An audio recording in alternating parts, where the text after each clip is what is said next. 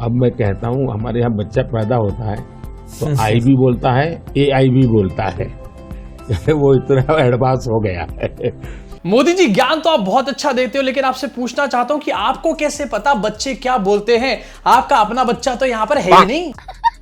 और जहां पर मोदी जी इंडियन बच्चों के बारे में कह रहे हैं, आई बोलते हैं, AI बोलते हैं, इंडियन बच्चे भी मेरा मुंह से निकल गई, मेरी जबान टूट गई यार। क्या कर रहा है? दोस्तों, स्वागत है आप सब लोगों का। और देशों में जब इलेक्शन होते हैं तो वहां के नेता अपनी उपलब्धियां गिनाते हैं, बताते हैं कि आखिरकार उन्होंने पिछले 5 साल में क्या किया। लेकिन हमारे देश में नेता क्या करते हैं, वो अपनी नई नई ड्रामेबाजियां नहीं शुरू कर देते हैं। यहां पर पिछले इलेक्शंस में हमने देखा था कि अक्षय कुमार के साथ एक कैंडिड इंटरव्यू किया गया था, किसी भी तरीके से कोई स्क्रिप्टेड नहीं था। आप आम चूस के खाते हैं, आप आम काट के खाते हैं, अलग अलग तरीके की बेवकूफी भरी बातें करी गई थी। लेकिन सरकार ने क्या किया पिछले 5 साल, ये नहीं बताया गया था। उसी तर्ज पे एक और नया इंटरव्यू सामने आया, भैया हाँ यही कर लो सबसे पहले, देश की सरकार बाद में चला लेना, इतने इंपॉर्टेंट मैटर्स हैं, मणिपुर का मैटर है उसको बाद में सॉल्व कर लेना। और यार पूछना चाहता हूं मोदी जी, आखिरकार क्यों? मतलब पहले ही आप किसी को नौकरी नहीं दे रहे हो, 2 करोड़ नौकरियां दूंगा मित्रों, वो तो पता नहीं कहां हवा हवाई हो गया। उसके साथ आपने यहां पर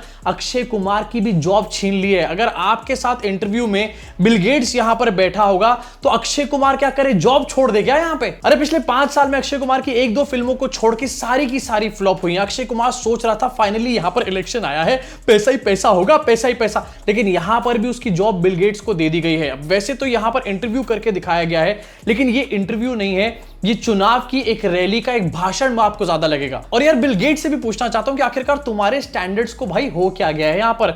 मतलब जो काम अक्षय कुमार कर रहा था उसको तुम यहां पर रिप्लेस कर रहे हो, तो तुम अपना लेवल अक्षय कुमार से ज्यादा बड़ा नहीं दिखा रहे यहां पर। खैर बिल गेट्स से मैं ज्यादा नाराजगी इसलिए भी नहीं दिखाऊंगा क्योंकि यार बिल गेट्स जो है रिसेंटली छपड़ी चाय वालों का इंटरव्यू लेता हुआ नजर आ रहा है हर जगहों पर। और अगर ऐसा हो रहा है तो मतलब ये तो होना ही था ना। बात तो सही है।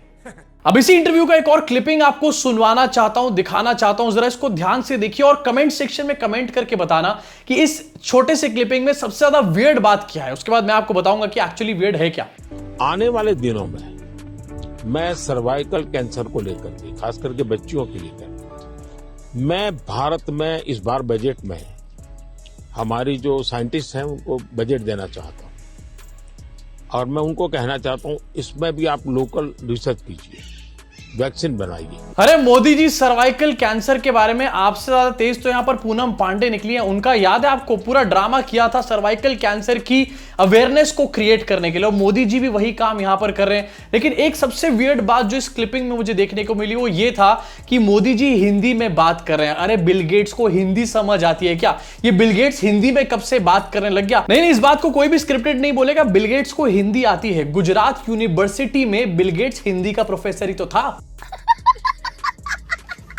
इसी के साथ आगे बढ़ना चाहता हूं, आपको दिखाना चाहता हूं कि आखिरकार इस ड्रामेबाजी को हमारे देश की मीडिया किस तरीके से पोर्ट्रे करती है। अपने स्क्रीन पर देखिए, ये फोटो लगाया गया बिल गेट्स का और मोदी जी का। Decided I won't allow digital divide in India, took infra to villages, PM Modi to Bill Gates. अब यहां पर जो लिखा है वो तो मोदी जी ने बोला है, लेकिन जरा फोटो को ध्यान से देखो भाई, मोदी जी की उंगली कुछ ज्यादा ही लंबी नजर नहीं आ रही? जरा जूम करके आपको दिखाना चाहता हूं, मोदी जी की उंगली को जानबूझकर ज्यादा फोटोशॉप करके लंबा किया गया है। अरे भैया, नाक लंबी होनी चाहिए, उंगली लंबी नहीं होनी चाहिए मोदी की। इसी के साथ एक और यहां पर ड्रामेबाजी चलाई जा रही कि मोदी जी जो है वो रिसाइकल्ड वेस्ट का जैकेट पहनते हैं। हाँ यार, कचरे का जैकेट तो मोदी जी पहनेंगे ही ना, क्योंकि यार जो आदमी के विचार जैसे होते हैं। खैर अब मैं इसके आगे नहीं बोलना चाहता, नहीं तो ईडी वाले आ जाएंगे। अब देखिए, ये जो जैकेट है ये रिसाइकल मटेरियल का है, लेकिन ये रिसाइकल मटेरियल की भी विशेषता है।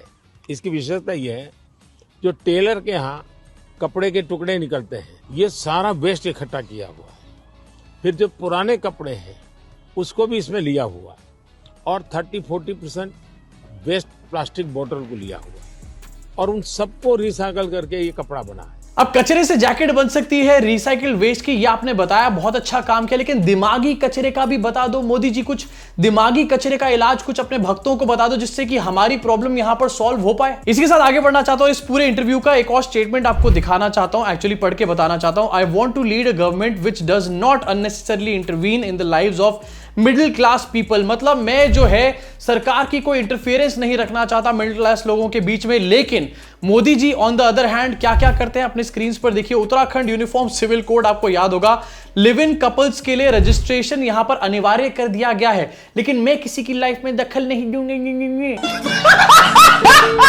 अब देखो, मोदी जी का इंटरव्यू है तो हिपोक्रेसी तो यहां पर होगी, लेकिन उससे तगड़ी हिपोक्रेसी यहां पर भक्तों की भी सामने आई।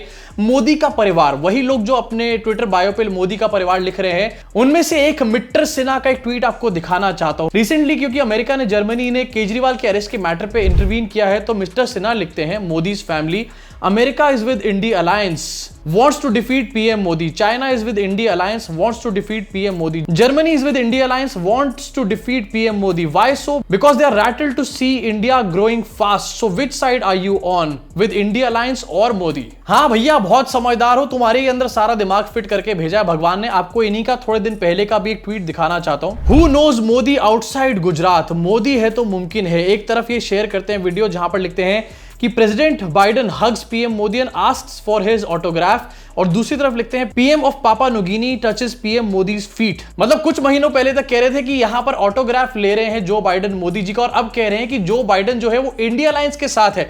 भाई डिसाइड कर ले पहले किसके साथ है जो बाइडेन। जो बाइडेन तुझे कॉल करता है क्या सब बताने से पहले? भाई डिसाइड कर ले जो बाइडेन किसके साथ है। जो बाइडेन कुछ भी काम करने से पहले तुझे कॉल करता है क्या? हाँ डेफिनेटली हगने से पहले जरूर करता होगा। अब जहां पर कल ये इवेंट पूरी तरीके से जोरों शोरों से चलाया जा रहा था कि भाई किसी तरीके से इलेक्टोरल बॉन्ड्स पे बात ना हो जाए यार, यहां पे बदहजमी हो जाएगी, पेट में से सारी खट्टी खट्टी डकारें आएंगी। वहीं दूसरी तरफ एक और इवेंट चाची हमारे को मिल चुकी है, फाइनली मजा आ चुका है। कंगना रनौत इनका नाम है। भाई इन्होंने कल अपनी चुनावी सभाएं करी और ये बिल्कुल इवेंट चीचा के नक्शे कदम पर चलती हुई जा रही है। जहां पर भीड़ नहीं थी वहां पर भी कह रही है कि बहुत भीड़, जन सैलाब उमड़ पड़ा है। आपको सुनाना चाहता हूं आपकी स्क्रीन के ऊपर आखिरकार इन्होंने क्या बोला है कल। मेरा तुम्हें याद आऊं जो नहीं था, मैं कोई कमी नहीं छंडी तुम्हारी सेवा से। मेरा तुम्हारा नहीं सोचना वे कंगना कोई हीरोइन नहीं, तुम्हारा नहीं सोचना वे कंगना कोई स्टार। अरे कंगना दीदी, मंडी के बस अड्डे पे खड़े होके आप यहां पर भाषण दे रहे हो और आपके माइक में एक इफेक्ट आपने सेट कर रखा है, गूंजने का इफेक्ट। इसका मतलब ये नहीं हो जाता कि आप किसी भरे हुए मैदान में भाषण देने का काम कर रहे हो।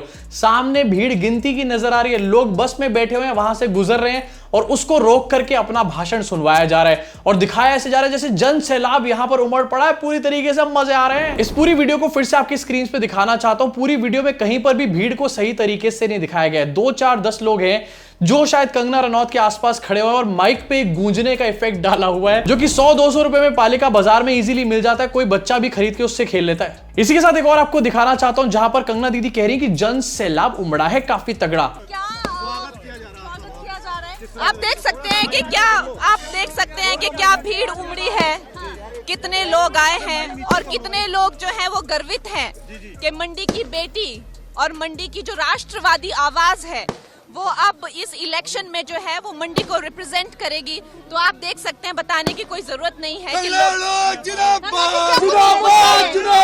क्या कुछ मुद्दे हैं जिनको आप पीछे गिट्टी के 50-60 भाड़े के टट्टू खड़े कर दो और उसके बाद बोल दो कि देखो कितना बड़ा जन सैलाब मुझे सुनने के लिए, मुझे देखने के लिए आया। भैया ऐसा तो मैं भी कर दूं। भाई अगर इसी तरीके से कैलकुलेट करने लग गए तो यहां पर रणदीप हुड्डा बोलेगी कि जन सैलाब उमड़ा है उनकी फिल्म को देखने के लिए। इनफैक्ट इसी के साथ ये जो कंगना दीदी है ये अपने भाषणों में बार बार 400 पार की बातें बोल रहे हैं। कंगना दीदी अपनी कॉन्स्टिट्यूएंसी की बात करो, वहां पर कहीं आपका सिर्फ 400 पार ना हो जाए, कहीं ऐसा ना हो कि सिर्फ आपको वहां पर 400 ही वोट मिले। इसी के साथ आगे बढ़ना चाहता हूं और बात करना चाहता हूं अरविंद केजरीवाल के अरेस्ट के बारे में। पहले हमने देखा कि जर्मनी इस मैटर में इंटरवीन करता है, फिर हमने देखा कि अमेरिका 2-2 बार इस मैटर में इंटरवीन करता है और अब यूएन ने भी इस मैटर में इंटरवीन किया है।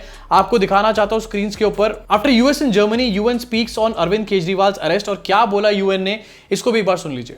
How do you perceive the political unrest in India just before the national election with the arrest of Delhi's chief minister and the freezing of the opposition Congress party's bank accounts?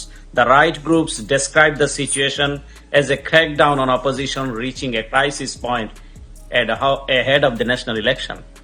Well, we very much hope that in India and that in any country that is having elections, that everyone's rights are protected, including political and civil rights, and everyone is able to vote in an atmosphere that is free and fair.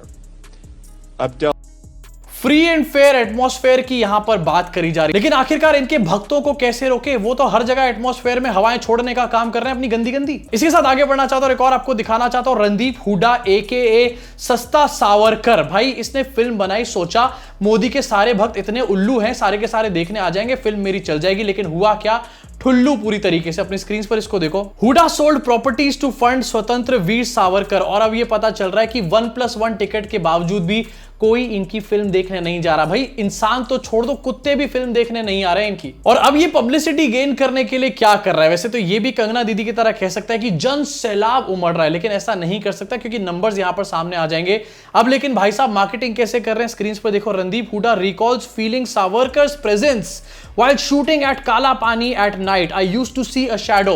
भाई साहब ये कह रहे हैं कि इनको सावरकर का भूत दिखाई देता था। अबे वो सावरकर का भूत नहीं था, संडास वीर का भूत था, वो ठीक से देखता उसको। इसलिए कहते हैं कि ज्यादा प्रोपेगेंडा को इस्तेमाल नहीं करना चाहिए, ज्यादा हर जगह हर टाइम पर आग नहीं लगानी चाहिए, नहीं तो भैया अपनी ही किस दिन ऐसी हालत हो जाती है कि अपनी प्रॉपर्टी बेच करके तुम फिल्म बनाते हो, उसके बाद तुम्हारे अपने भक्त उस फिल्म को देखने नहीं आते। वैसे यार सबसे ज्यादा बुरा मुझे यहां पर सावरकर के लिए लग रहा है, ऊपर बैठ के वहां पर भी रो रहा होगा, बुलबुल के पंखों पे उड़ रहा होगा। इसी के साथ इस वीडियो को यही खत्म करना चाहता हूं। अब आपका क्या रिएक्शन है इस खबर के ऊपर, इसके साथ बाकी सारी खबरों के ऊपर, मोदी जी और बिल गेट्स के कैंडिड डिस्कशन के ऊपर आपका क्या रिएक्शन है? अपनी भड़ास को पूरी तरीके से निकाल डालो, रोको मत, निकल जाने दो पूरी तरीके से, नहीं तो भक्तों की तरह फ्रस्ट्रेट हो जाओगे। मैं आपसे मुलाकात करूंगा अगली वीडियो में। हाँ, जाने से पहले सब्सक्राइब करके बेल आइकन दबा देना, नहीं तो सावरकर आएगा बुलबुल के पंखों पर उड़ता हुआ तुम्हारे सपनों में।